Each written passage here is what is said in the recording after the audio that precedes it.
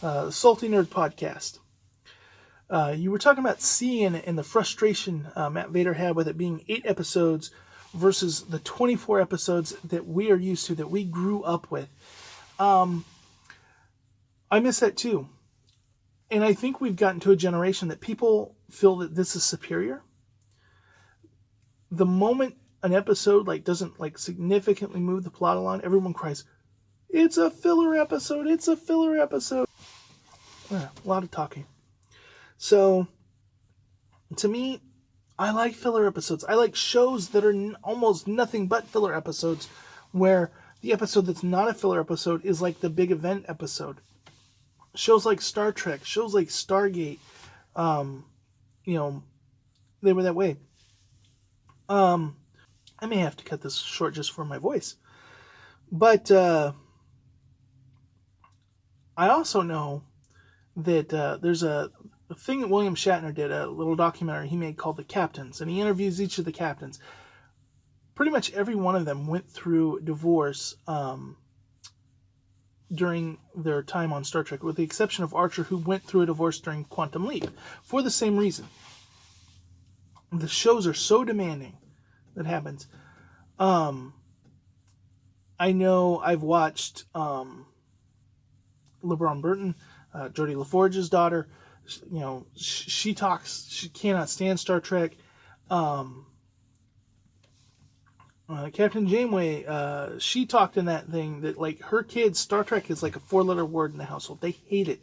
They vehemently hate that franchise. So I think it was too much. Too much to do, 24 or 22 episodes in a year. However, 8 is way too short. 10 is way too short. 12 is way too short. And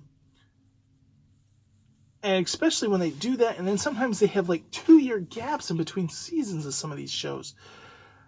I think we need to get back to doing 16 to 18. Not so crazy that you get some really bad episodes that we have to have clip show episodes, but at the same time, the writers get a break, the actors get a break, but we're still getting a significant amount of content. That's what I think is a sweet spot. We've gone to this point where we've cut all the filler out. Nobody's developed. It's just kind of fast-paced, which makes it then feel like a watered-down movie instead of a TV show. And it does become watered-down movie because now it's too much exposition to be a movie. It's not designed to be tight and compact, but it doesn't give enough air for it to breathe as a TV show.